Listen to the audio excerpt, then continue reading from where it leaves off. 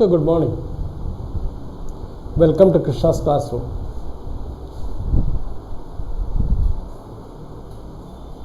We take up discussions on self-adjoint operators on inner product spaces.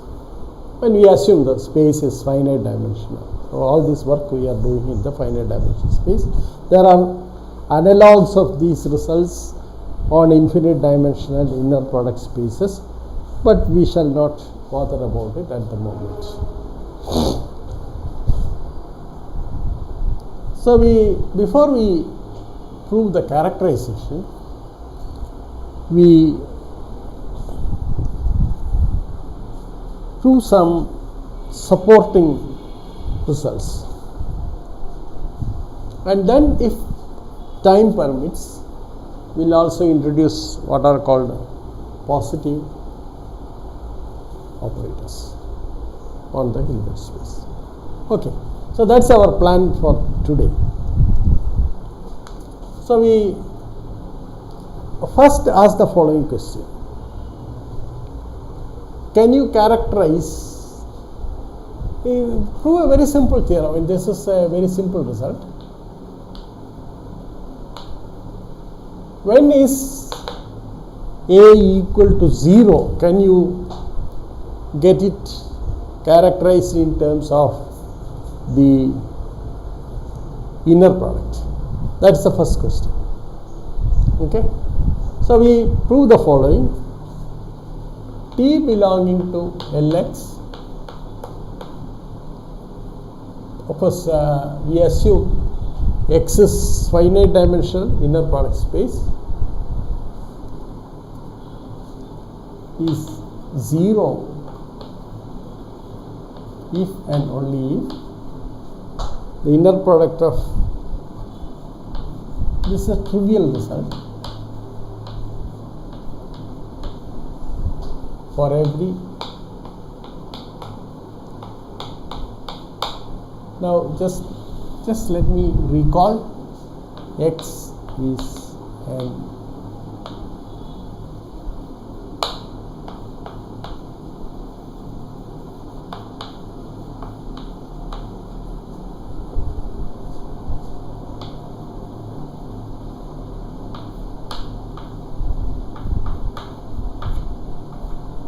or R, which is finite dimension.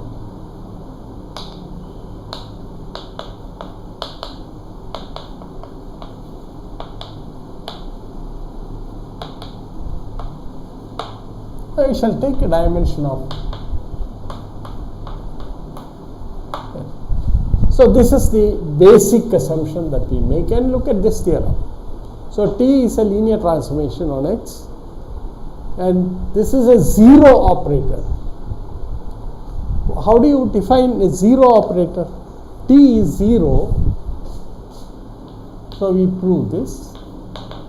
T equal to 0 if and only if Tx equal to 0. Now this is the basic definition of what is called a 0 operator. Okay.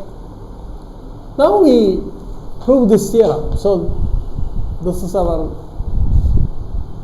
basic definition of the 0 operator. So we take, suppose T is 0. So we take up the case, want to prove this.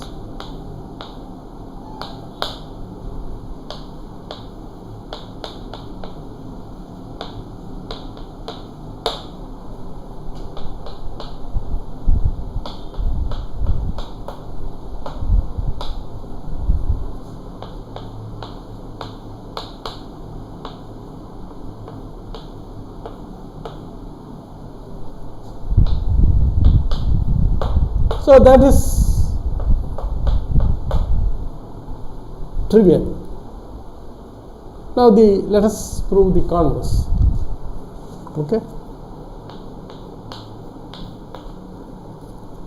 Suppose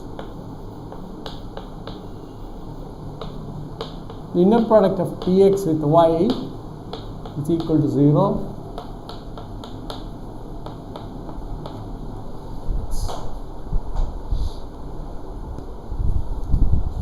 Then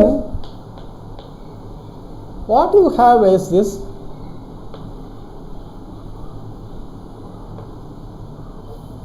is true for y equal to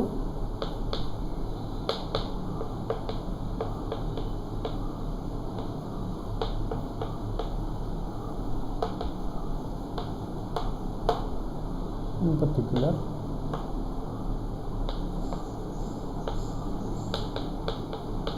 Tx.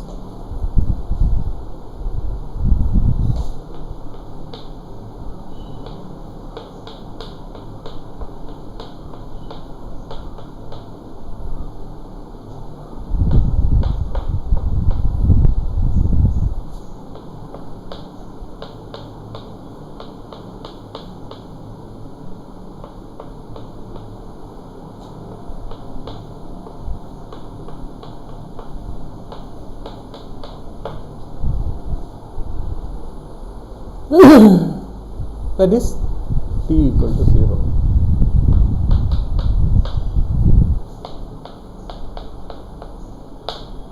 So this is a useful result, because instead of, so whenever you come across a statement or a condition that Tx, I should write here T.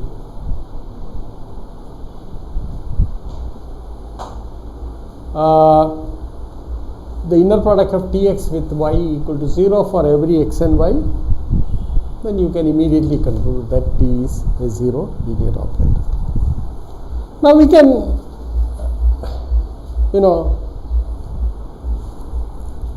prove this result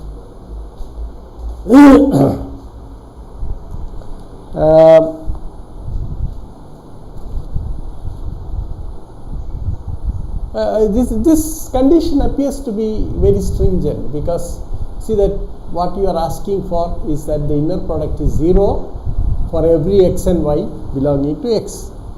Now we try to reduce this condition. Now we do it in two stages. So first we have an auxiliary result.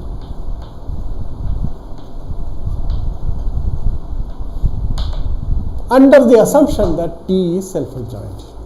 Okay, let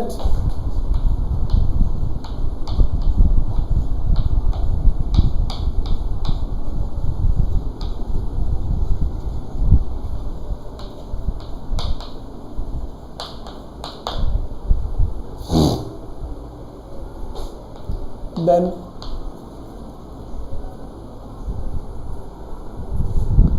T equal to 0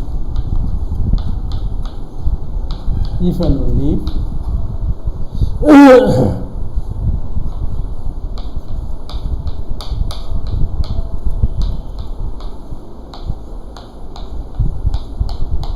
you see that at the outset this condition is much much less stringent. Okay, but essentially it would mean this. I mean, that's the whole thing.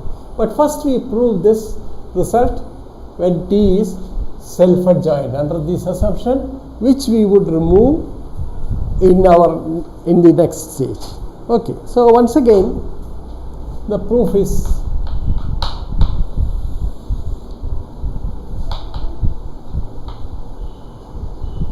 T equal to 0,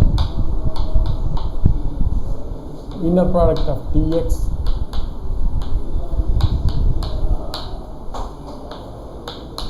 so one part is trivially true. Okay, so this is actually proving the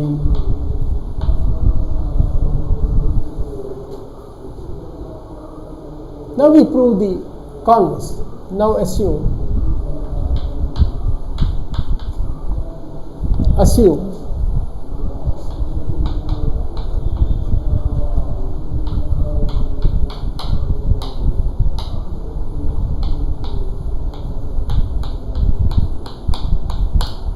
Because we have the assumption that T is self-adjoint, and that we can use.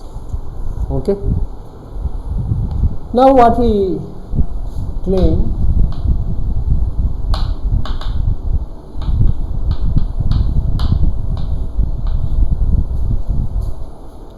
okay, so we first observe that, now this is trivial.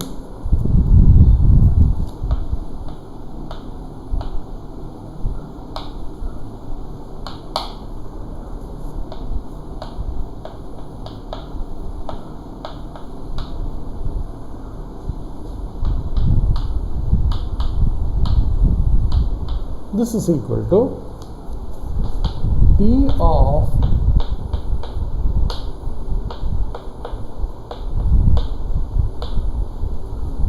minus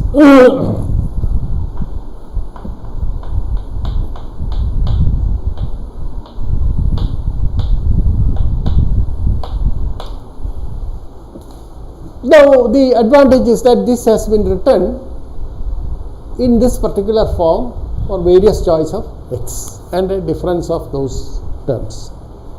Okay. Now we can use the assumption that this is true for every x. The assumption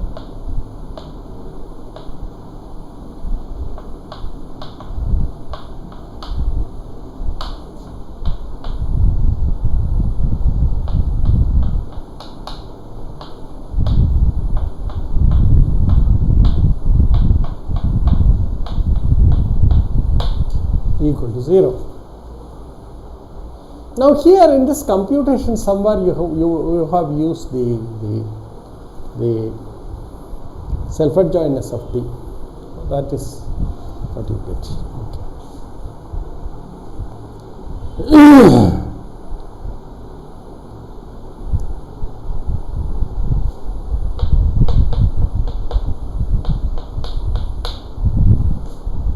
But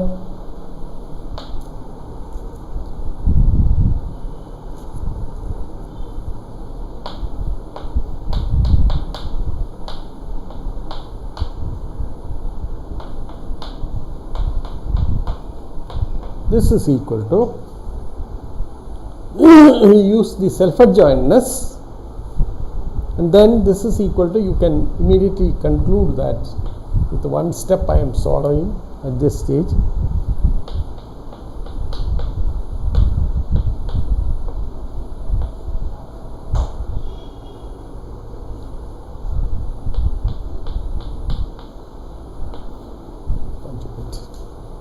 The real space, of course, this will become simply this.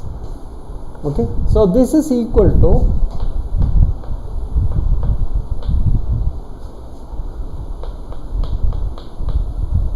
here you have got some intermediate step, because what you write this as inner product of x ty conjugate, and then use the fact that T is self-adjoint. So there you have used the self-adjointness. And this is equal to this, the real part of inner product of Tx with y. So if you are in the real inner product space, then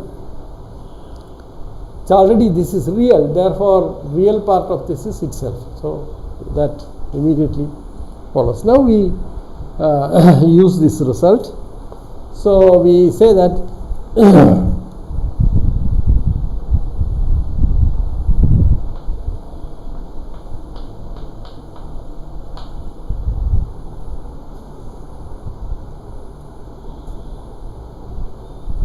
so this implies Txy plus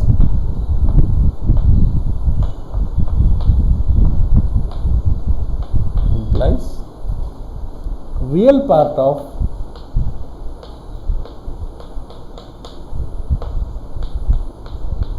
equal to 0. Now we split the whole thing into two cases, the real case.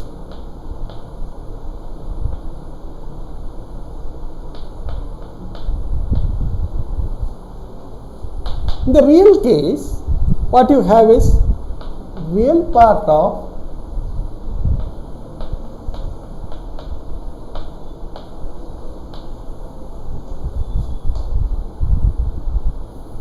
is equal to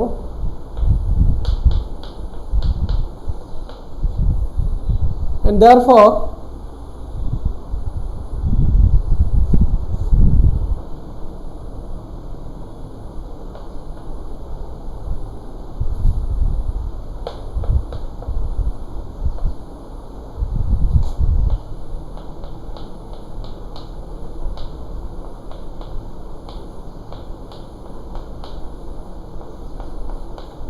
which in turn implies T equal to 0, because we have the first theorem that we have used there immediately tells you this result. I mean, this is a very simple result. Okay. Now we take the complex case.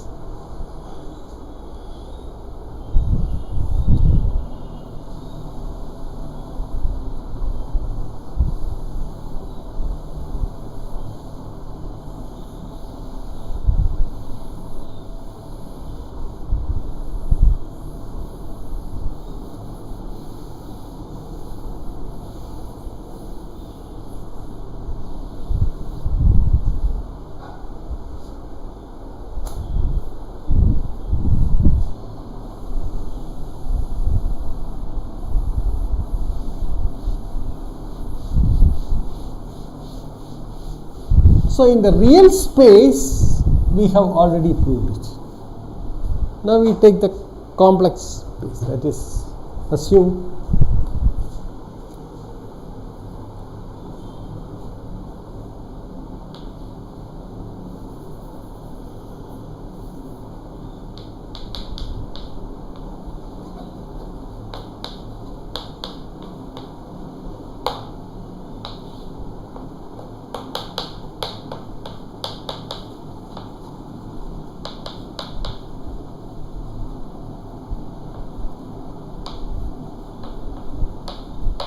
X is a unitary space.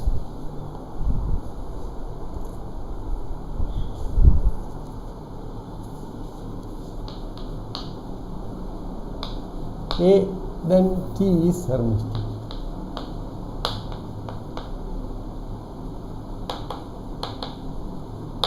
It's a self-adjoint.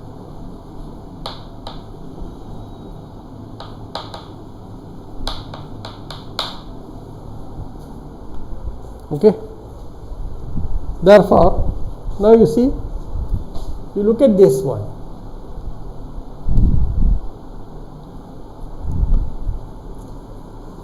There exists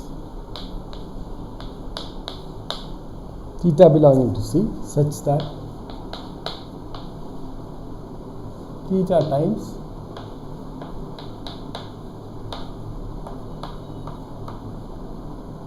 equal to modulus of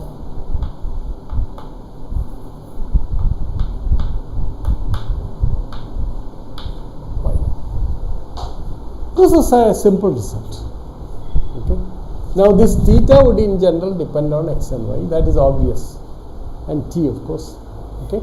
Therefore, this result is valid. So theta is not the same constant that works all through, but something that varies. Okay. Therefore, this is equal to 0 equal to real part of T, that is, multiply x by this complex number, whatever it is. What is important is that there exists such a complex number, and this is equal to, from the properties of the inner product, theta into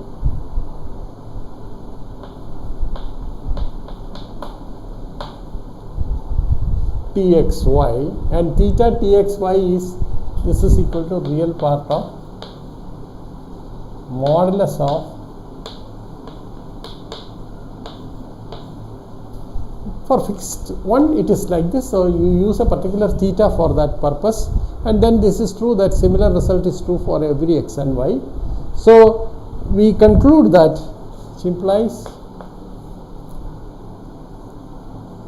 and this is equal to, since this is already a real number,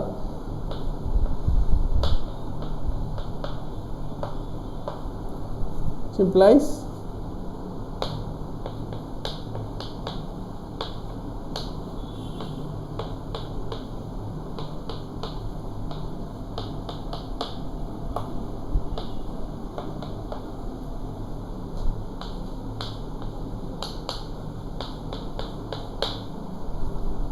which in turn means, by the theorem, the first theorem that we have proved.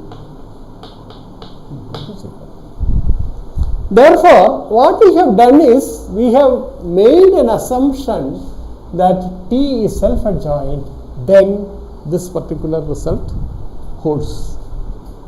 But what we are going to say in the next result is that this is in fact an unnecessary assumption. Okay? That T self-adjoint is not essential for this result to be valid.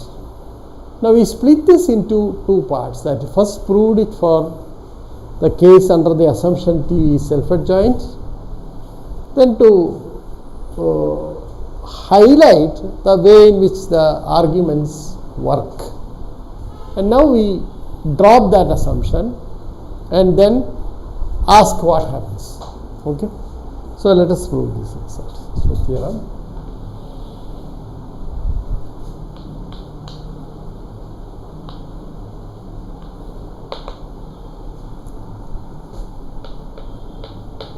We are not assuming T is self-adjoint.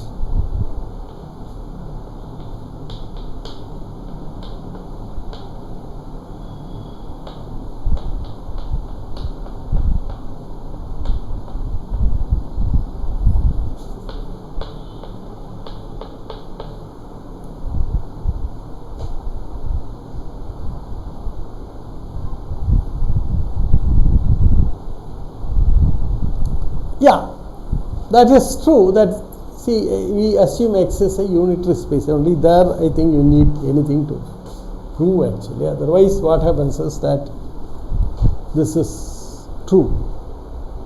Okay? Why it is true?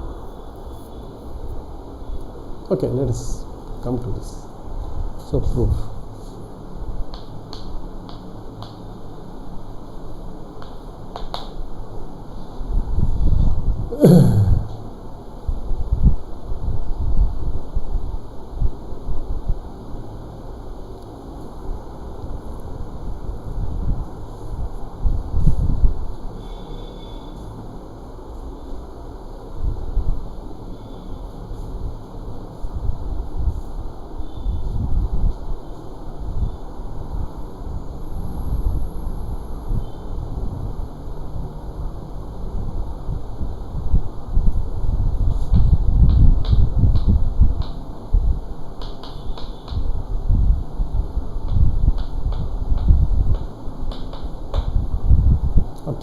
So let us prove this.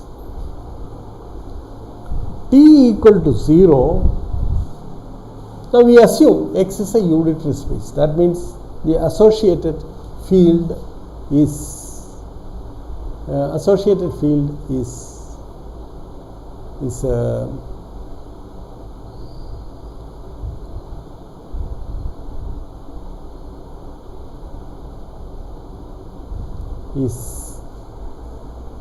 C. That is the assumption that we are making. So once again, T equal to 0 implies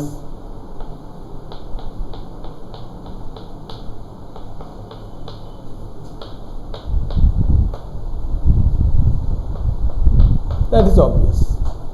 So this part of the proof.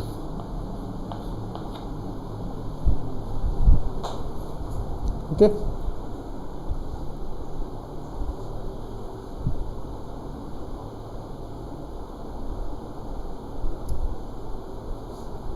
Okay, right.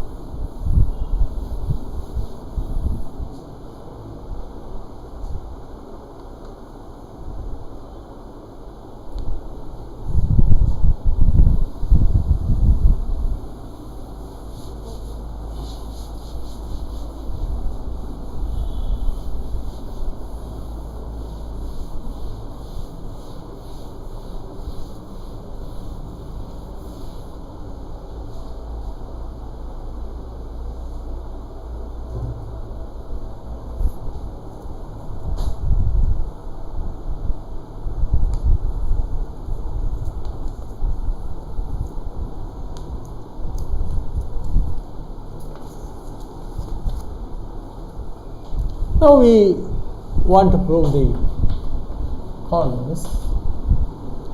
Assume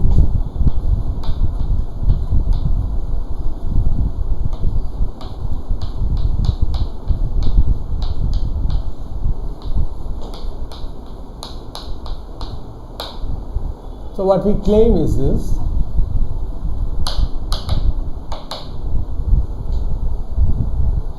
T equal to 0. So to prove this, we introduce or generalize one of the results that we have used earlier, and we write down what is called the polarization identity.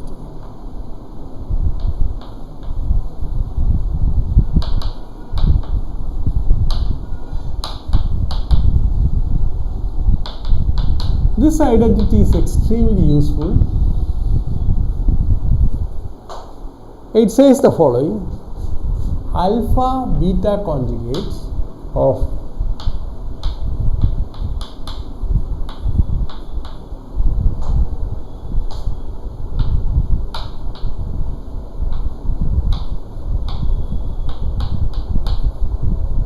this is equal to inner product of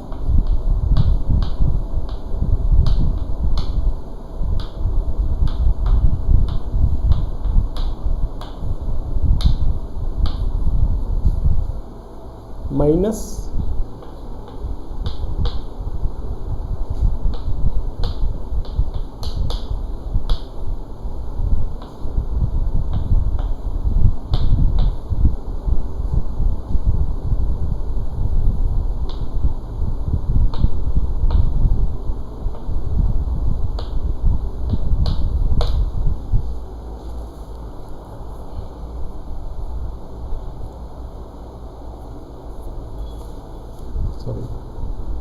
this is Txx and this is Ty. Okay. Right. This is something very simple which you can just take this expression and expand it. If you expand it, use linearity of T and expand it, then this is what you end up with. Okay. Where alpha and beta are complex numbers, and therefore our assumption is that Txx equal to 0. So we use that. So what we have is that since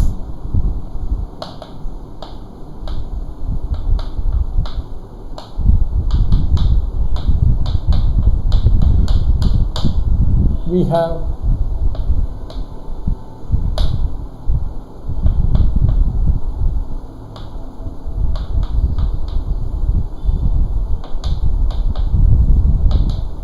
identity,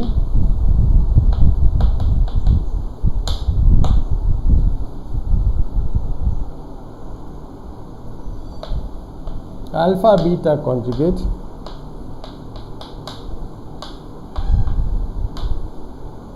alpha conjugate beta equal to 0.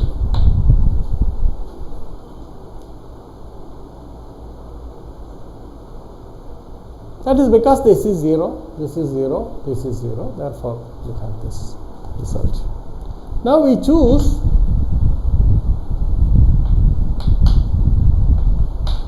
alpha and beta equal to 1. Alpha equal to beta equal to 1. Then what do you get? Then what you get is this.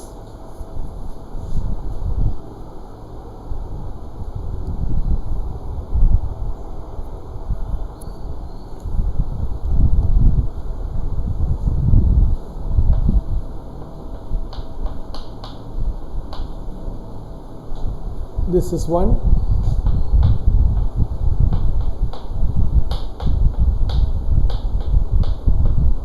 Zero.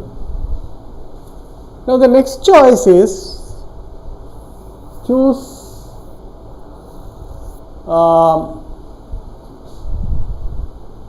alpha equal to I. Okay.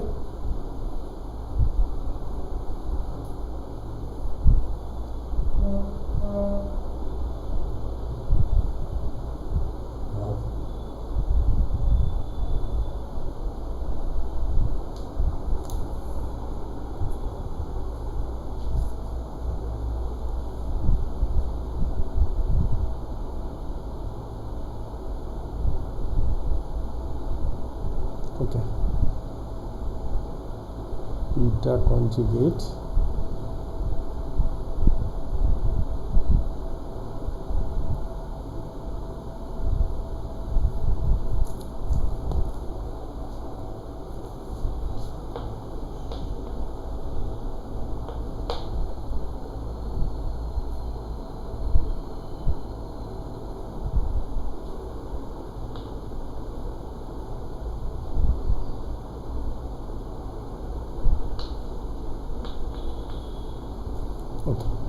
So you choose alpha equal to I, beta equal to 1.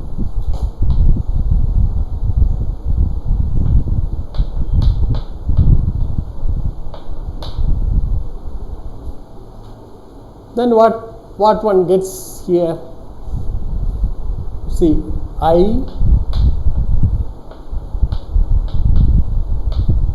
minus I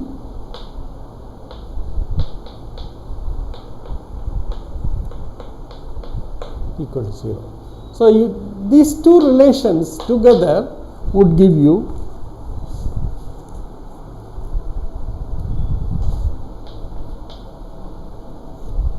these two relations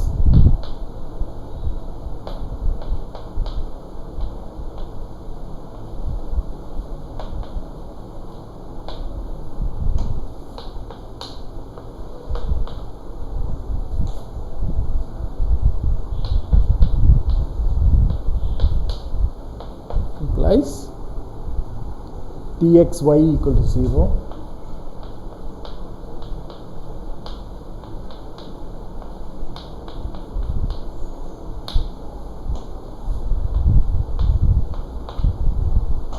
belonging to x, which in turn implies equal to 0.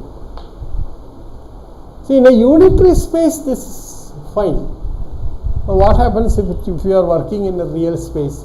If you are working in a real space, then you see that dxy is always real. Okay? Right? Right. So we'll look at that case more carefully. Okay. So we now prove the characterization theorem of self-adjointness in the unitary space.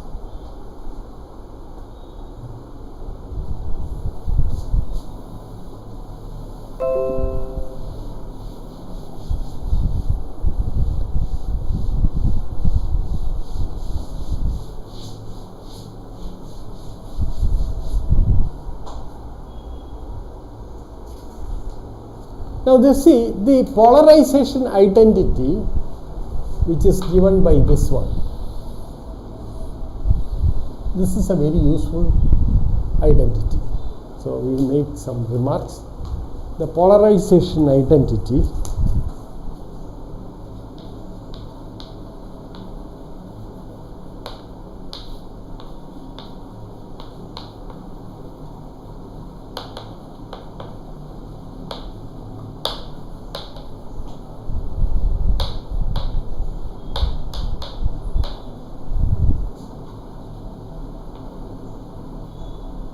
useful identity.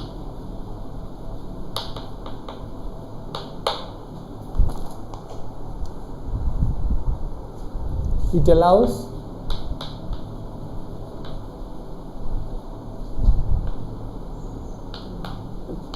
get information about the bilinear form, or what you call the sesquilinear form,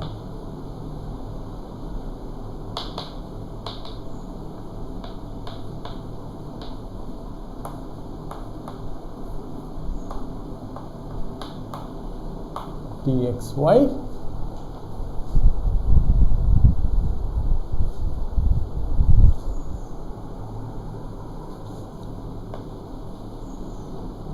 in terms of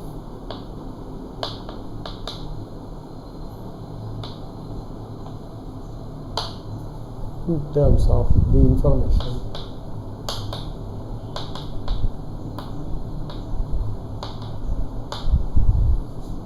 on the associated quadratic.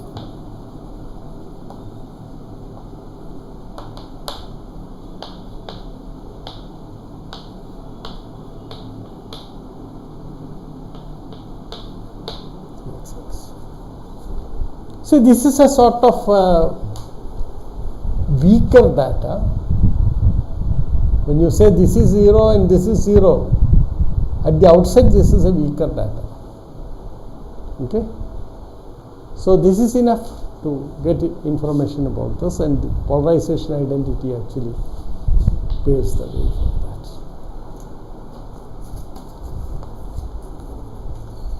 Now we prove the following here.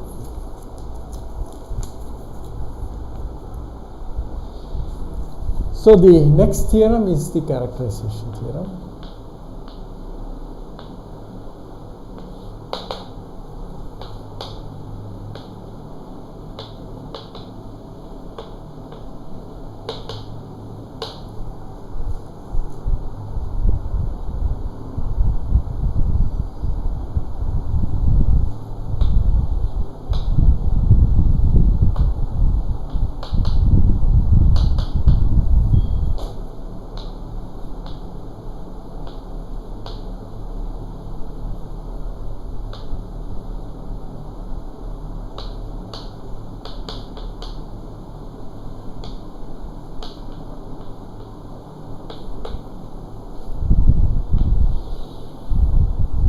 Now, the condition that it's a unitary operator is extremely important here. I will just make some remark about this.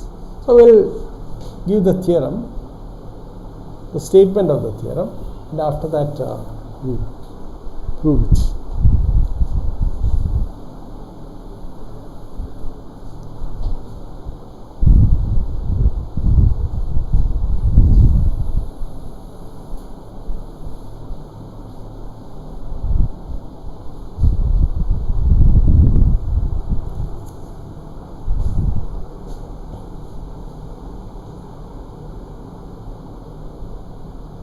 Now, a necessary and sufficient condition, let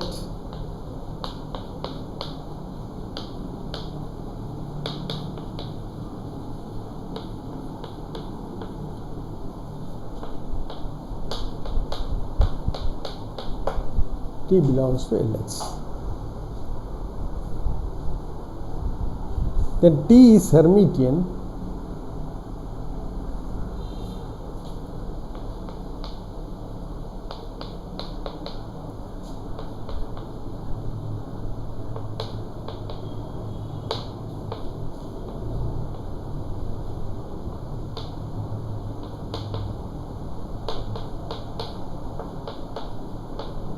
if and only if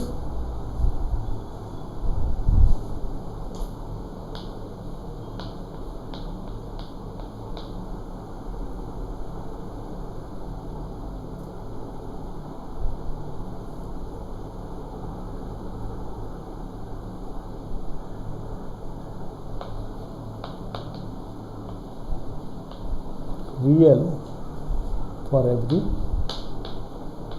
belonging to X. That's a property. So, whenever the inner product of Tx with X is real in a unitary space, then T is necessarily self-adjoint. Okay. Make a remark. Why you need unitary? Suppose the space is not a unitary space. It's a real vector, real inner product space. Then you see that this inner product is always, for any operator, this is going to be a real number. So, you cannot draw any specific conclusion from this. Now, let me make a remark before we prove this.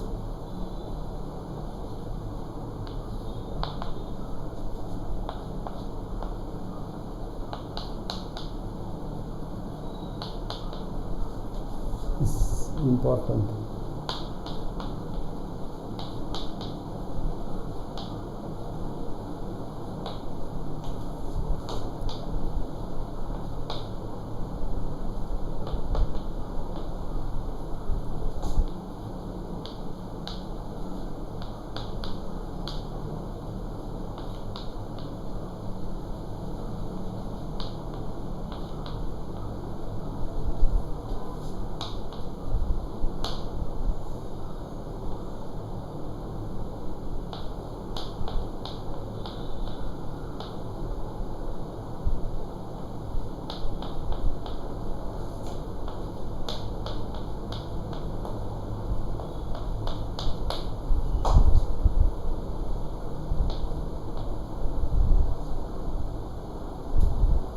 So this result is not true if you drop this assumption that T is unitary.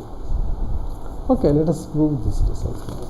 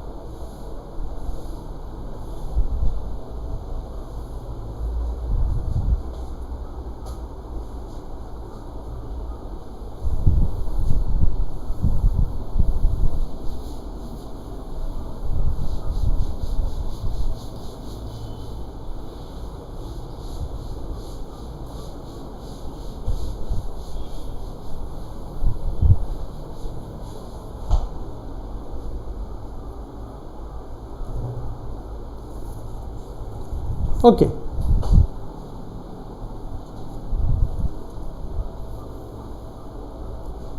So we prove the following.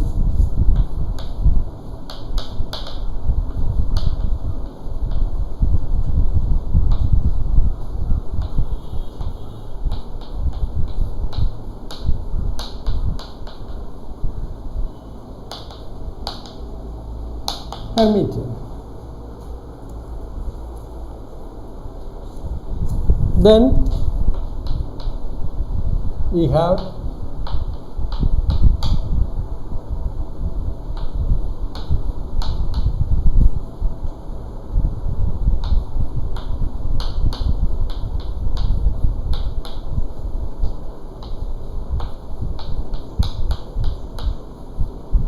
conjugate.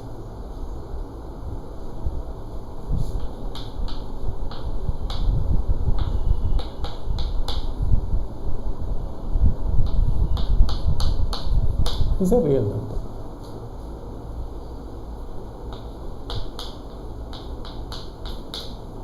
So that part is under this assumption. Okay. So we have proved this, that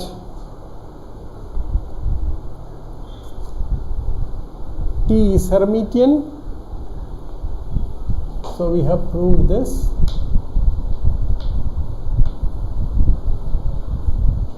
Oh, we want to prove this.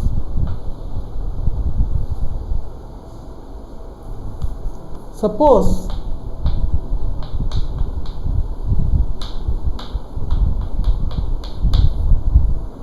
is real.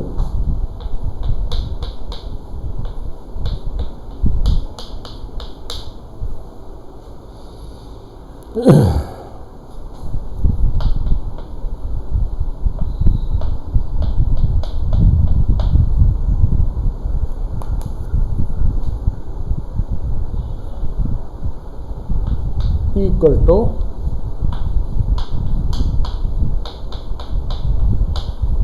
because we don't know what the status of T. Now this is equal to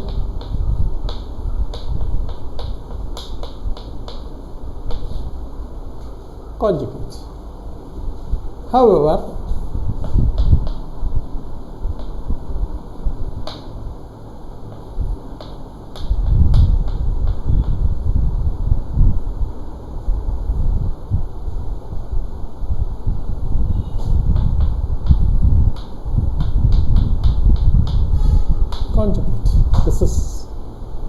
chemistry by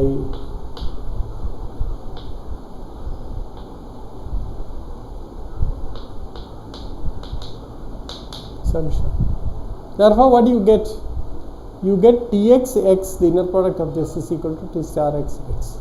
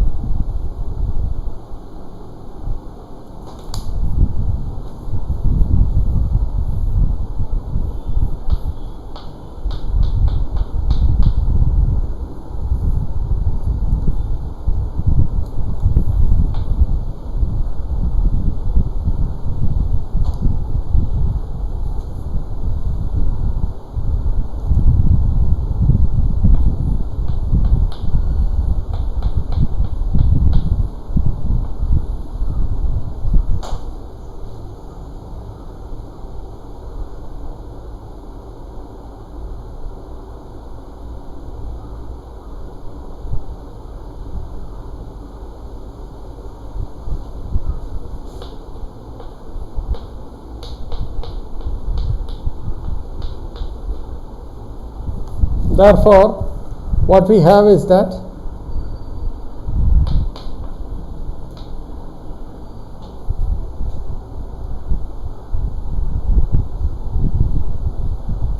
this is of course real. Therefore, you have T star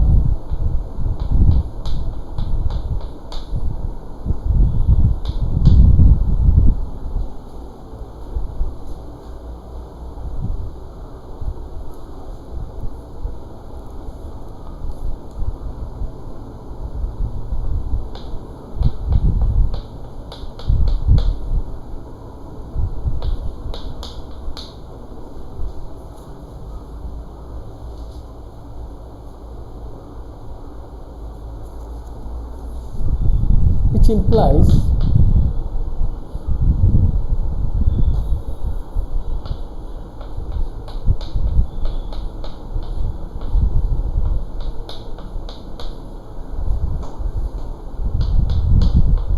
this is equal to 0.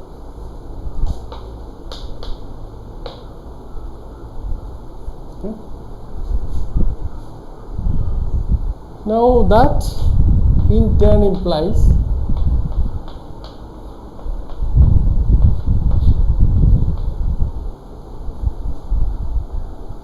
is orthogonal to x for every x, and this is equal to 0. Okay, for every x, which implies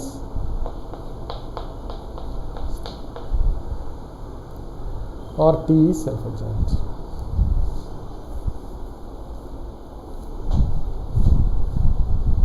That is T is self-adjoint.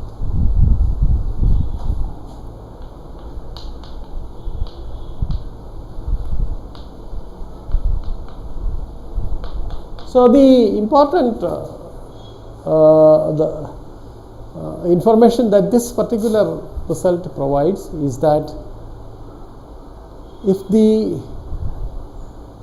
quadratic form associated with T on a unitary space is real, then T is necessarily self-adjoint and vice versa. Okay? So this is a very useful information that we shall use later. Now we can talk about what are called positive operators. Okay.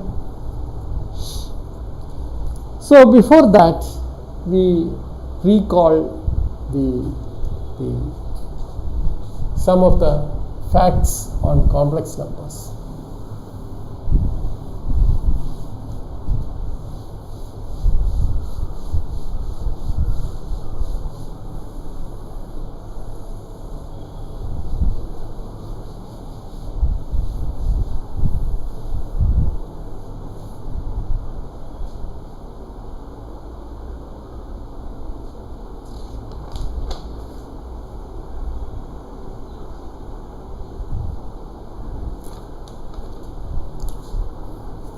Okay, let us go back to our complex numbers.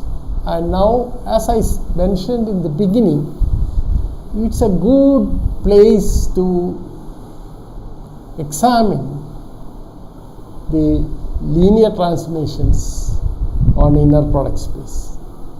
Because a very complex number, you see a complex C over C is a one-dimensional inner product space, with the inner product defined by inner product of alpha with beta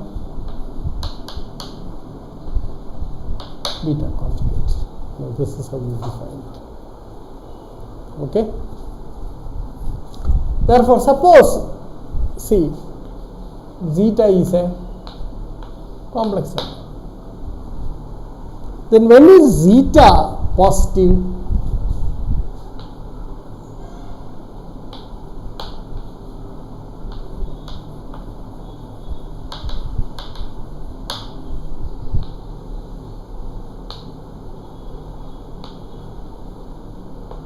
This is the question that you are asking.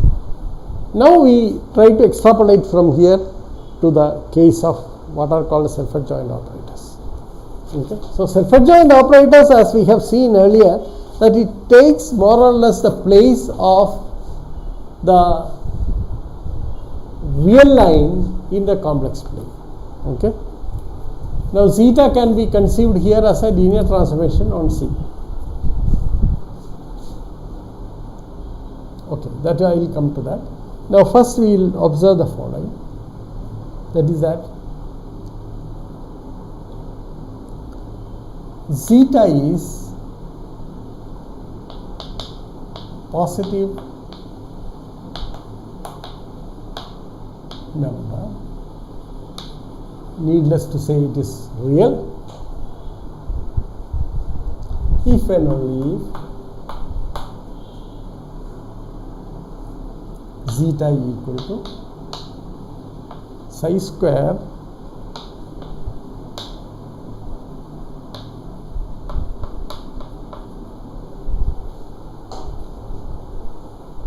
zeta is also a positive number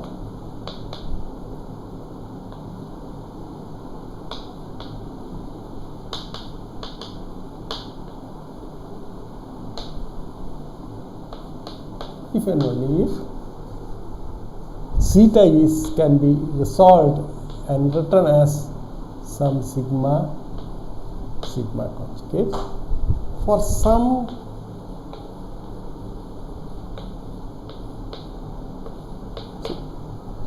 both these results are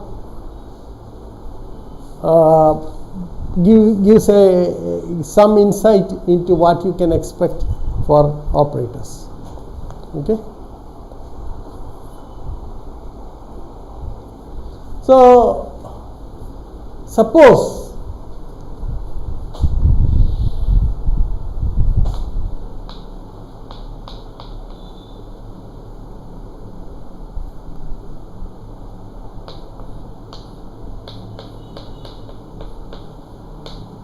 for some self-adjoint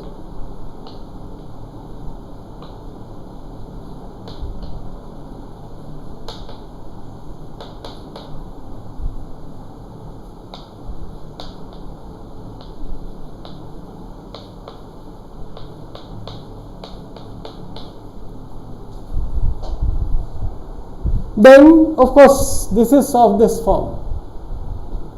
Okay, the role of self-adjoint operators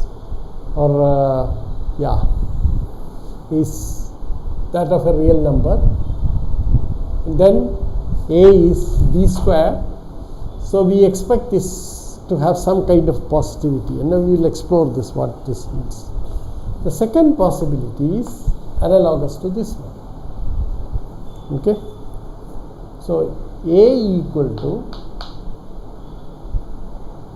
C star C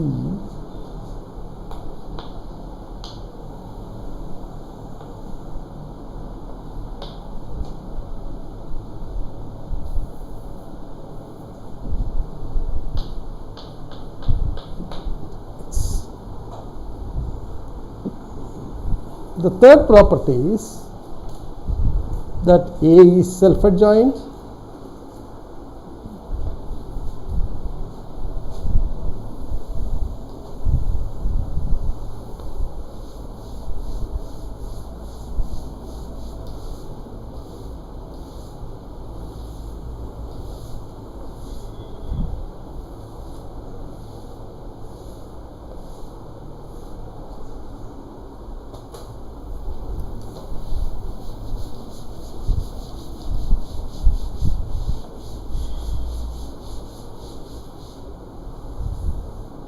The third property is that A is self-adjoint and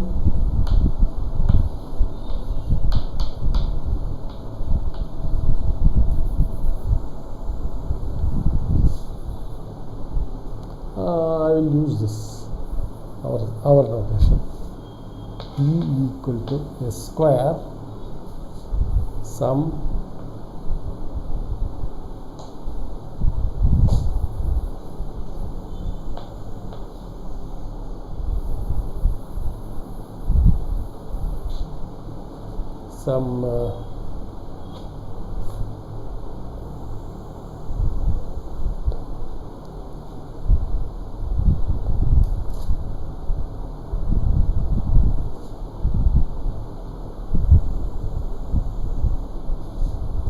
use some other notation.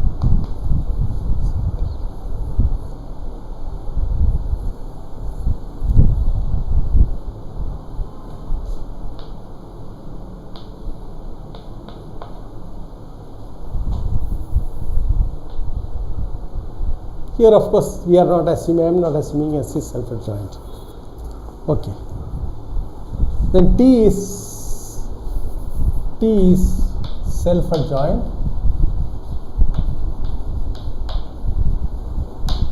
T is self-adjoint means this is true.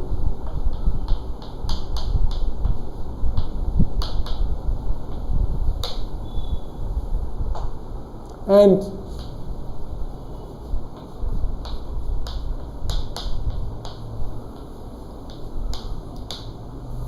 greater than or equal to 0.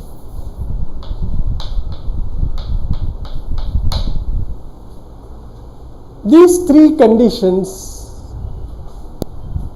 can be identified to give you what is called the positive definiteness. Okay, right? So we shall make some observations on that. Now, one implies 2 because what does it say? T is equal to S square.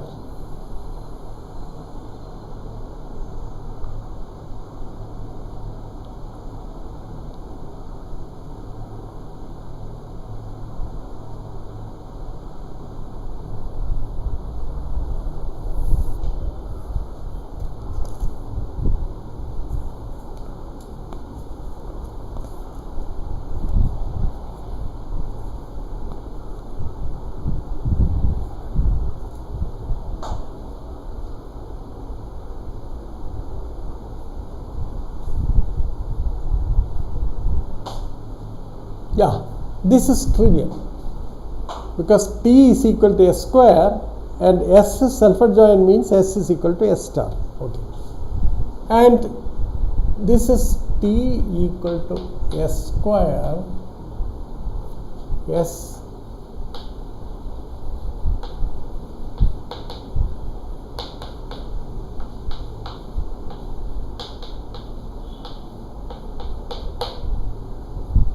that is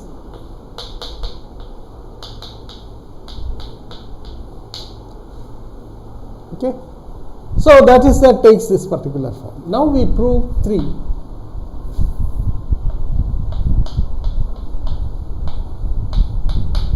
Okay, so that's quite simple because we need, okay, what do you have? Tx, we investigate this, equal to material.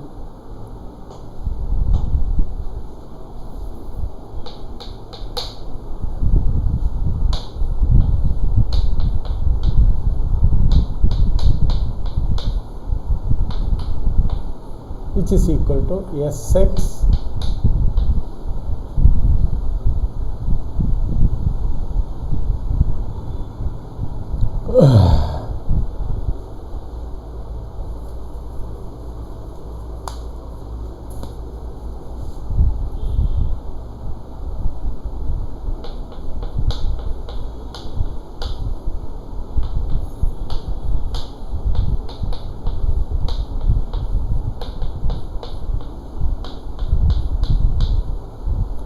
whole square, which is, so that proves it. But we shall postpone the proof of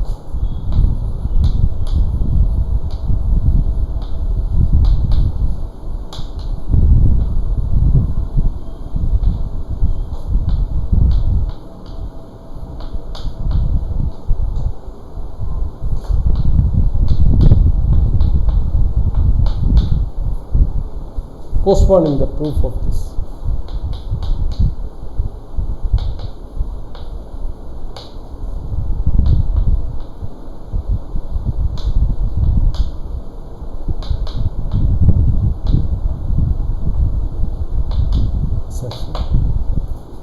Now that clearly allows us to define, we give a definition now.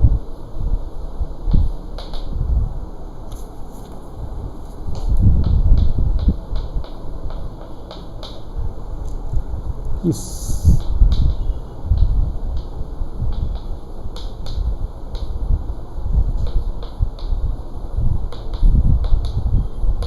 positive, written as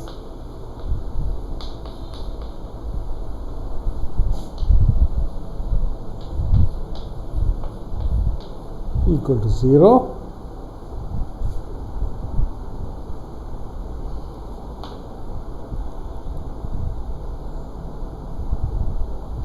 if T is self-adjoint and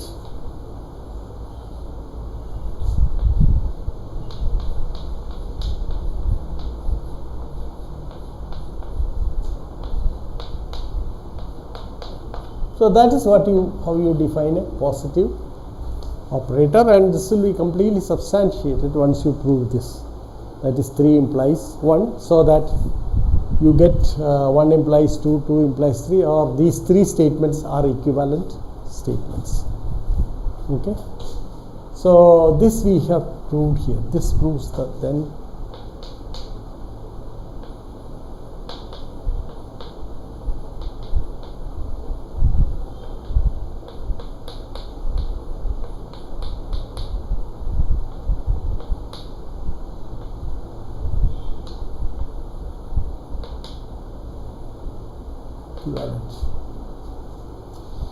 okay. So quite often we use this in a different form also. We can also compare positive operators, and we shall write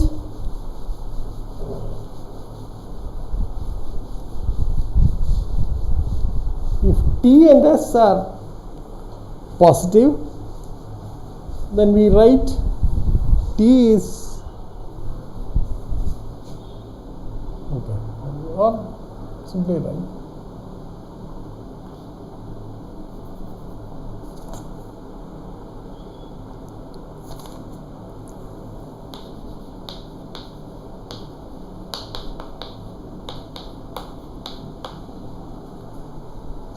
t greater than or equal to, if t minus s greater than or equal to 0.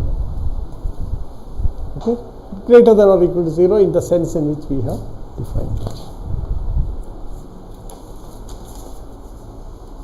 Now we shall stop this discussion at this stage, and then next time introduce or have a closer look at what are called unitary operators. Thank you very much.